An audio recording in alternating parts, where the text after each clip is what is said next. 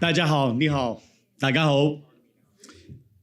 My name is Jason Tam, a San Francisco native, born and raised in San Francisco's Chinatown. I am a small business owner. I've had the pleasure of serving San Francisco as a commissioner, and now I am honored to be serving our AAPI community with some amazing people on the AAPI American Affairs Commission. With that said, it is my privilege to introduce our esteemed speakers for the Fireside conversation, one that looks at the incredible opportunities ahead as California prepares to host the world. Now, when you think about the Olympics in 2028, the Super Bowl, the FIFA World Cup, these aren't just big sporting events. They are global moments that put California on the world stage. And with that spotlight comes tremendous opportunities, more visitors, new investments, stronger local economies, and chances for our communities, and especially our AAPI businesses, to benefit in meaningful ways. Today, we've got two incredible leaders here to help us understand what's at stake and what's possible. Stephen Cheung, President and CEO of Los Angeles County's Economic Development Corporation and World Trade Center, LA. Stephen has been at the forefront of driving equitable growth and making sure California is ready to compete globally.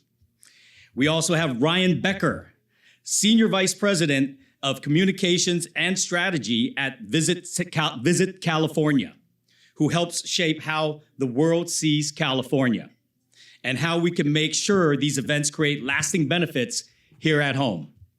Together, they walk us through not just the scale of these global events, but also how the opportunities flow down to our local communities and small businesses. So let's dive in. Please join me in welcoming Stephen Cheung and Ryan Becker.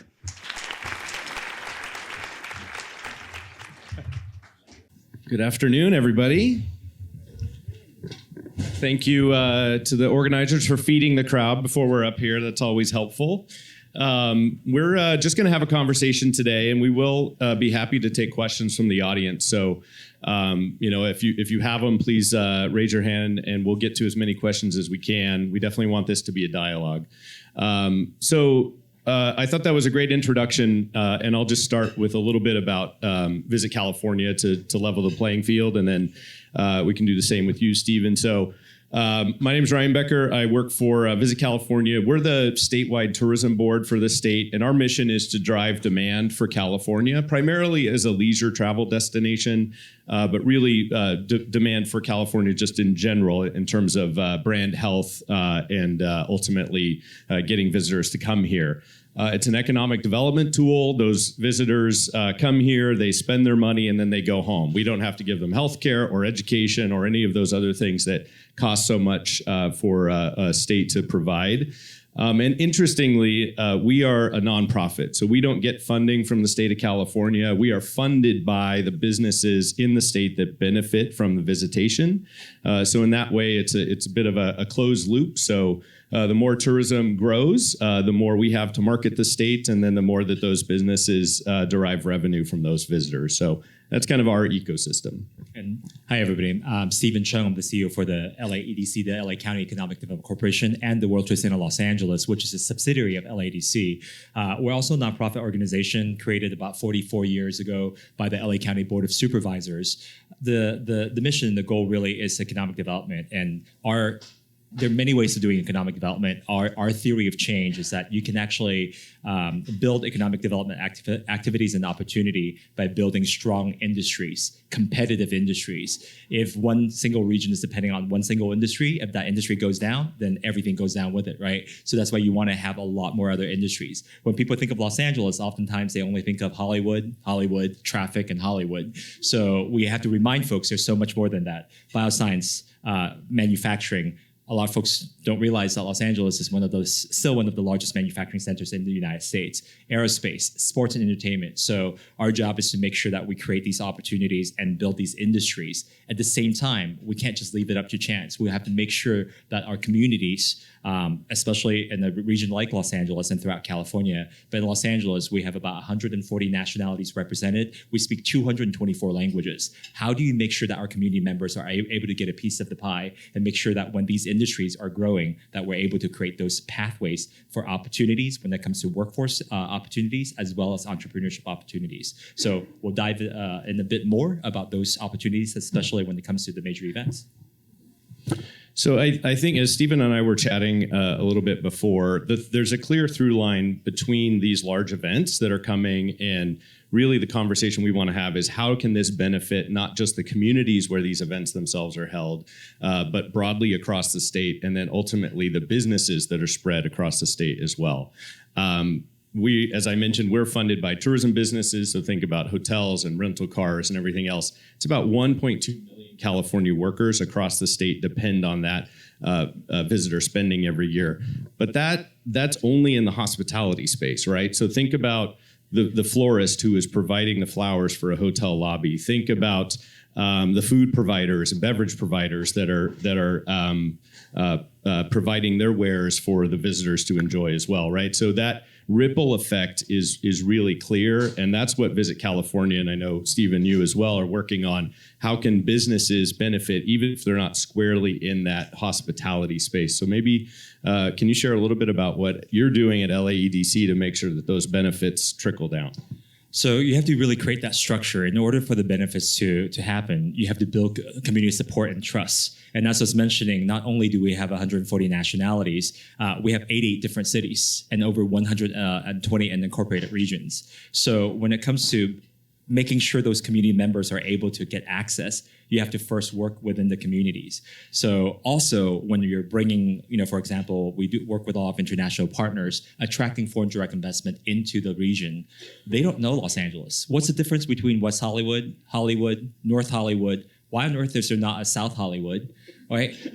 Which one is the neighborhood? Which one's LA city? Which one's LA County and Incorporated? How do I get my permits? Those are the things that we need to start working on. So that's just a quick example in terms of the complexity, and that's just in LA. So throughout California, you can imagine sometimes the challenges that are there. So going back to your question, in terms of how do we make sure those benefits are there, is that one, you build the trust with the community. They trust that the information that you're providing is there. Second, you now need to know what are the opportunities that are available. So for the Olympic Games, I think a lot of you guys already know some information about it, but do you know how much it's going to cost to operate the Olympic Games in 2028? Anybody? Guess? $2 billion. Good guess. Multiply that by 3 or 4 times. It's about $6.9 billion that we're going to have to raise. And by the way, this is the reason why we got the Olympic Games in LA was because we promised it's going to be a zero public dollar game. So it's going to be privately funded. So you're going to have to raise $6.8 billion in order for us to operate those games. And by the way, this is not just the Olympic Games. It's Olympic and Paralympic Games. And this is the first time in Los Angeles history that we're hosting the Paralympic Games. And we want to make sure that we leverage these opportunities to make Los Angeles a lot more accessible so that this is going to be the legacy that we're going to leave behind. So all that said is that there's going to be about $6.9 billion in spending. Not all of it is going to go to the local community. However, we expect close to 100,000 contracts will be issued before 2028.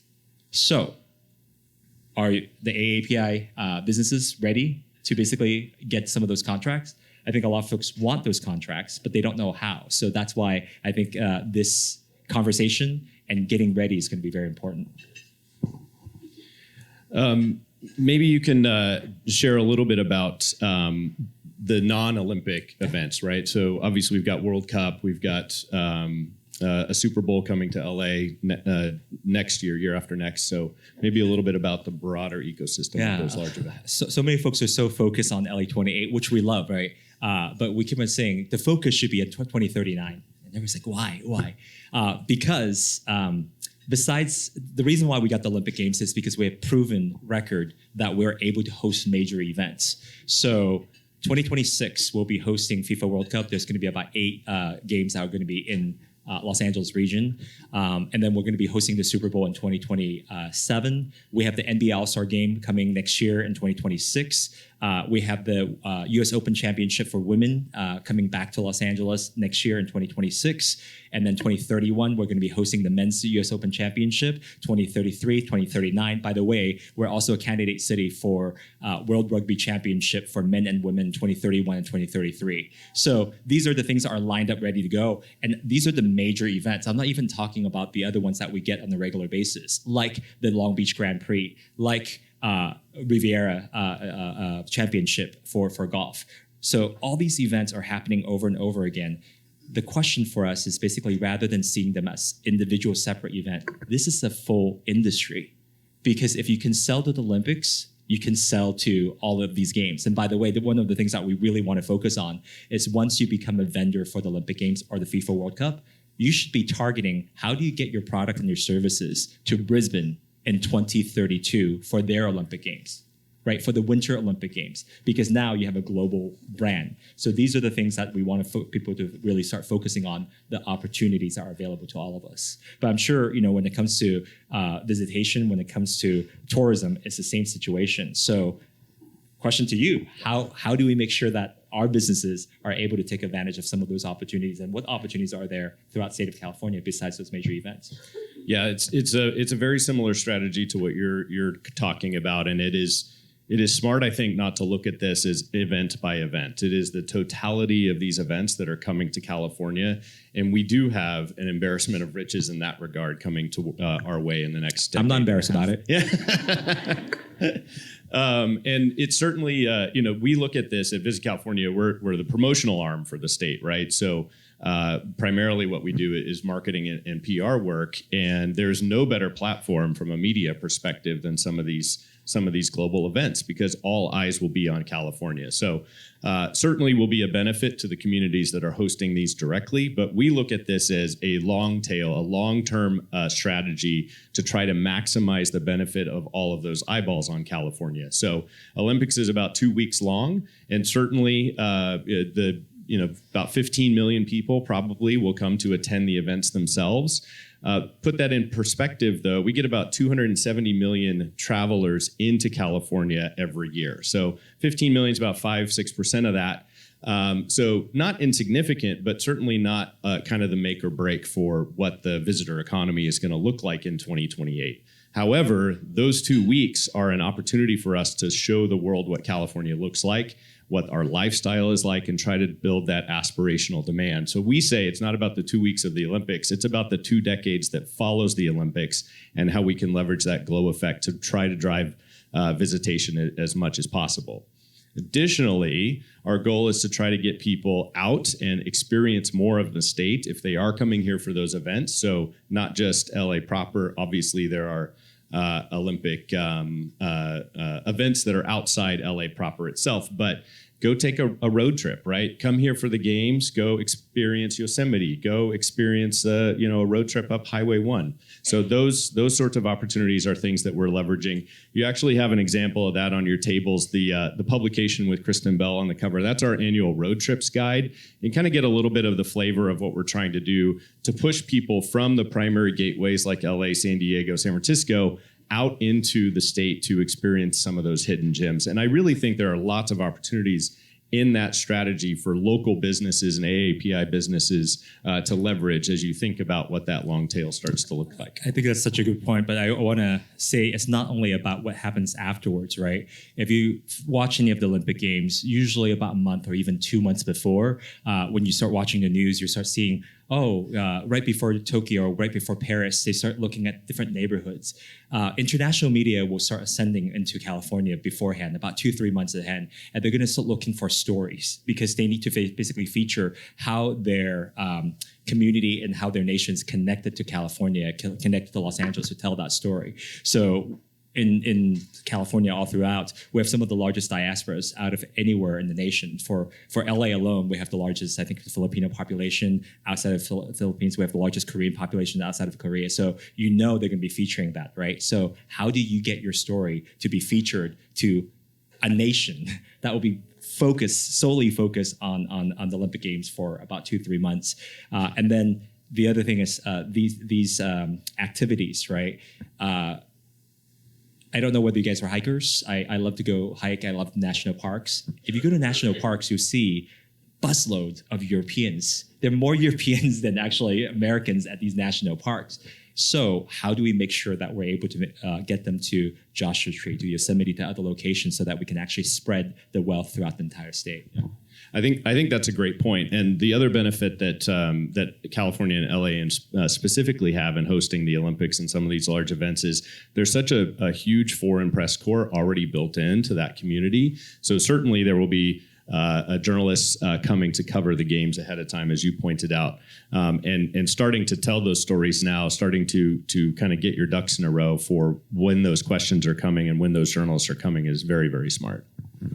I also want to move the conversation to a slightly different direction. Is that I think a lot of times when we're talking about focusing on the major events, we're missing the opportunity, and we're really focusing right now on the sporting events. But the sporting events is actually tied in together with our professional sports team, our collegiate sports teams. Again, in California, we're so advanced compared to the rest of the nation, compared to the rest of the world. In LA alone, currently we have 12 professional sports teams. So if you're just looking at the MSA area, we're rivaling New York, and actually, New York kind of cheats a little bit because they count New Jersey.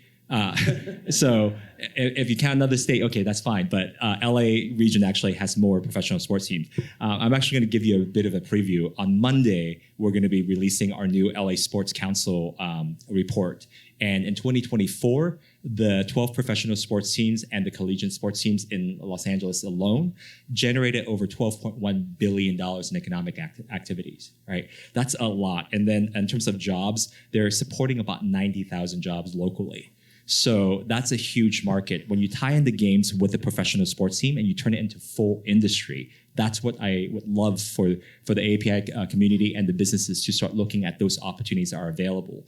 Because when you're hosting a game, people are usually just thinking about the tourists, or maybe the visitors are coming, or the sporting events themselves. The way I see it is, and you touched on this a little bit, in this conference alone, how many lanyards are here? How many of those plastic printing things are there? Can you imagine at every single one of those events, how many lanyards will be purchased? Are you guys selling lanyards? Are you guys selling flowers? Are you guys selling tablecloths? These are huge opportunities.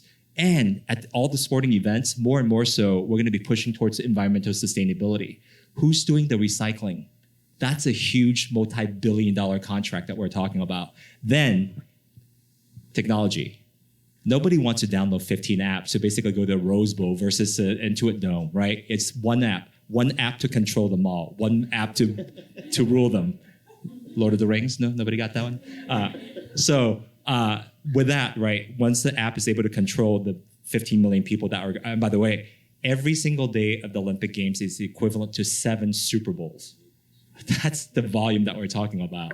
So once you start basically having the data going back and forth, what company is going to control data security and cybersecurity issue? That's another multi-billion-dollar contract or contracts that's going to be available. These are the economic activities that I would love for you guys to take advantage of. And I want to double down. You mentioned it earlier, but I think it deserves a little more conversation. The accessibility piece. So to your earlier point, the Olympics and Paralympics being joined both together in LA for the first time. Accessibility is clearly going to be a major part of this conversation and a major, frankly, economic opportunity. We've been, in the tourism industry, we've been focused on this for a few years now. And to put it in context, not just for the games, but for the visitor industry, about 1 in 4 U.S. adults has a disability right now. So accessibility in that space is going to be so important. So this is a forcing function for the state, frankly, to make some improvements in that space that, again, could deliver long-term benefits for our communities, not just for the visitors, but for the residents as well. And if you do operate in that space as a business, I do think there's tremendous opportunity to get involved. And we were talking earlier about, besides the sporting events, there are also major events that are happening Can you talk a little bit about what's happening throughout the state of California that folks should be aware of as well?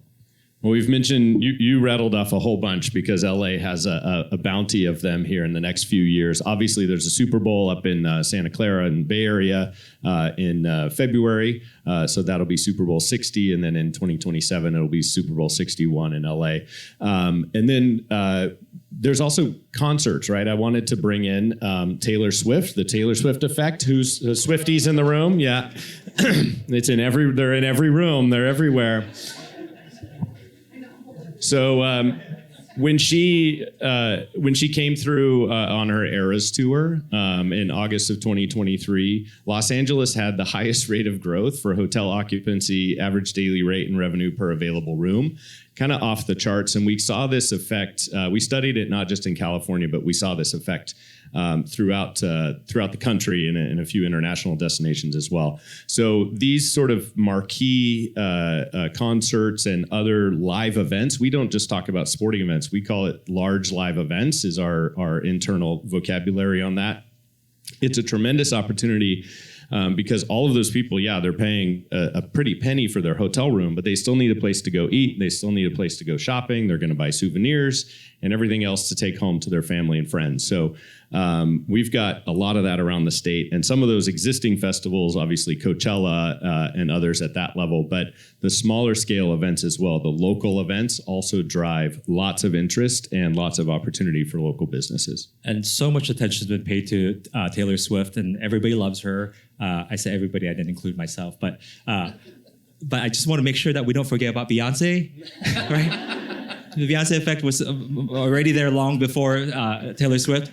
And before that, don't forget about BTS. When BTS sold out over in the Rose Bowl, that created this phenomenon that we haven't seen before, because the last time anybody sold out the Rose Bowl was U2. And then they had to move to a larger area, and they went to the SoFi Stadium. And one of the things that, again, I'm looking at from a very business-oriented approach, I didn't know much about K-pop at that point. And when I saw the folks that were buying the $80 light stick, you guys know what I'm talking about? And I don't know any of the BTS member, but when they're dancing and they're pointing, and all of a sudden the red section lights up because it's Wi-Fi connected, it just blew my mind that anybody would pay $80 for a light stick. But who's selling the light stick? Who's selling the app that's controlling it? That's where the business opportunity is coming in, right? And so besides the concerts, right? Besides Blackpink, besides BTS, besides all the concerts, when they're not using the venues, when the sports teams are not using the venues, when the major events are not using the venues, esports is coming in. And so you now have League of Legends, you have all these competitors. And again, I was completely baffled when I went to a stadium. I sat there just watching tens of thousands of people, watching people play video games, right? People from Missouri were flying in just to watch their competitors. So all of this is actually one single major industry, but we haven't seen them as united as one industry. So for the businesses, they're selling to all these different aspects when it should be united. And so this is also to our elected officials, to our partners here, if we can work together as a state to kind of really unite this industry and becomes this huge market, this will continue to benefit all our businesses here. Should we take some questions? I've lost track of time.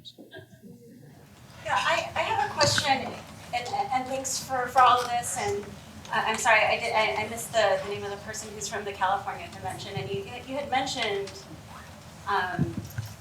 the Super Bowl in January, and I don't think that we can lose the fact that significant amounts of immigration enforcement actions in LA, and then also the federal government threatening to send immigration agents because Bad Bunny is a performer.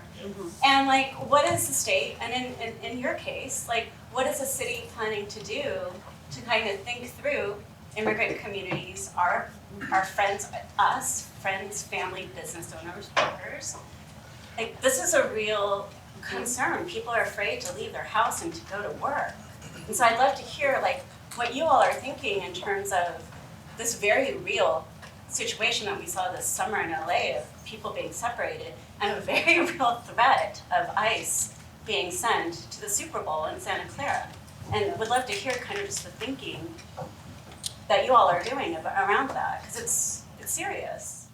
So I'm not going to have a great answer for you because that's clearly outside the scope of what we do as a tourism marketing board. I will say, and not to add fuel to the fire, we saw the very real impacts of that from some of our key stakeholders in real time, right? So I'll tell a story about the Santa Monica Pier, which is not a gated attraction. You buy tickets to go on those rides, and it's kind of wide open.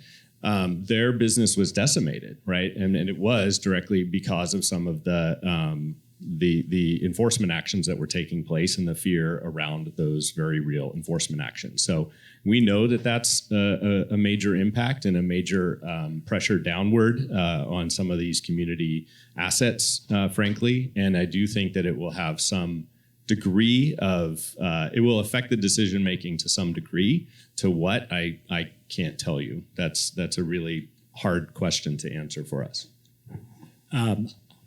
So we are involved with this issue directly because we're in LA, and economic development is really not just about business. It's public, private, nonprofit, academic, labor, everybody combined together. So LA County Board of Supervisors commissioned LAEDC. We have our own research arm to do economic impact study in terms of what the impact is based on the curfew that happened the first week of the immigration raids. Then we start expanding the entire location, the asset map, and also demographic map to basically do an index to look at the impact on various immigrant community and what that meant.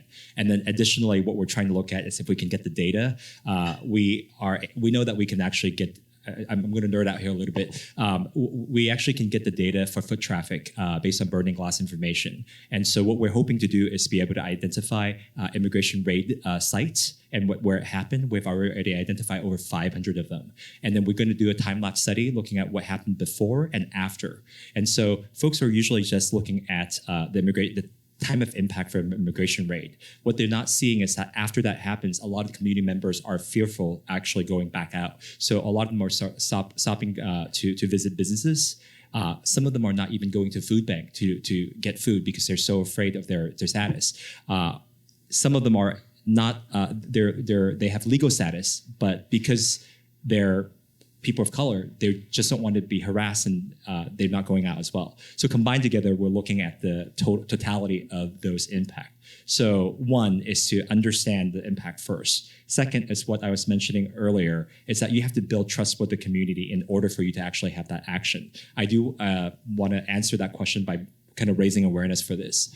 As many of you guys probably have seen in your own community as well, giving to nonprofit has decreased quite a bit because of the federal cuts.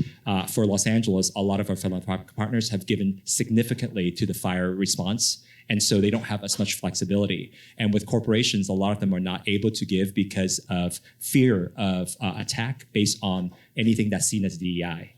So now we're having immigrant population that need the help, and then coming up in the next few months, they actually might not even get that help. So combined together, we're working with the county and the 88 city various governments to make sure that you have campaigns to do know your rights information, that they have resources available, they have aid that's going to be available, they have mutual aid support. So those are the basic things that we're doing right now. However, when it comes to the major games and major events, that's definitely a major factor. In fact, some countries might not even be able to get visas, or they might not even want to come here because of those aspects. We've seen tourism, and again, we painted the positive picture, good, bad, and ugly. We know that from March to October of this year, 70% decrease from Canadian visitors to the United States because they canceled over 230,000 seats coming from Canada to here. So there's significant impact. Sorry for such a long answer, can connect with you afterwards. There's a lot that we need to do. I'll just talk about specifically about the AAPI community as well. We're working with the Latino community and we're able to deliver a lot of the services in one language. In Los Angeles, we have 14 official languages. We don't have the ability to really do that kind of outreach, and you need to basically empower local community organization, and they don't have a lot of the support. This is where AI can come in to provide some support in terms of getting the information out, but sometimes the community members want to reach back in, and that AI capability is not there to provide that. I just want to flag this for all of you as an answer, is that this is a call to action for all of us to step in.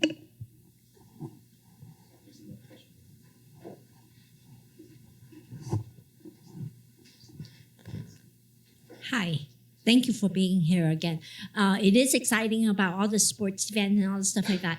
Of course, everybody, when you think LA, you think traffic. So I'm assuming the transportation development goes hand in hand with all the events that are coming up the next decade, probably. So the traffic issue is nothing new. We didn't arrive at this traffic issue overnight. So back in 2008, this county of Los Angeles, during the last recession, already passed measure, I got the measure M or measure R. I forgot which one is which. But we passed one first to basically generate about $20 billion to do public transportation investment. And then we extended that and created another measure. And now we have we're going to be generating about $140 billion to invest in public infrastructure specifically for transportation. And this is just for LA County. Before Biden's IRA and IIJA, that was the largest infrastructure development project in the history of the United States. And that was just in LA County because we knew that was an issue. So when the Olympic Games were announced, this is our chance to basically leverage that and move forward very quickly to launch some of those projects. So you see that recently we just announced that LAX is now connected finally to the rail system, and now we're just waiting for the people mover that will be connected by summer, hopefully, of 2026. And that will basically now at least get the airport connected. We're also opening up stations at Westwood, where the Olympic Village will be located, and at UCLA, and a number of different transportation, including buses and including other mobility. So yes, this is going to be a huge push. What we would like to do is utilize the Olympic Games as a way to basically transform LA so that we can get people not only to invest in public transportation, but change ridership behavior. I'll go all the way back to Taylor Swift. When Taylor Swift was performing at SoFi Stadium, we saw increase in ridership over 20%. And what we saw was increased ridership in female ridership because they felt safe. And so what we want to do is after that, for people to continue to use it, because a lot of the younger generation, they no longer want to own a car. So if you provide that option for them, but we also have to do land development as well to make sure that you do the transit-oriented design to match your transportation system, because LA is just too spread out to basically build public transportation everywhere. So, and I'll just chime in and say that those efforts are also a gold mine for us from a marketing standpoint. Excuse me. The number one thing that we hear from international travelers who come to California and experience some of our gateways and then try to get outside those gateways is, where's the public transportation, right? It's sort of table stakes in a lot of European capitals, and certainly the Asian megacities that are being developed now. That is something that California is woefully inadequate on. More questions? We're done. Yeah, we're done. All right, no more questions.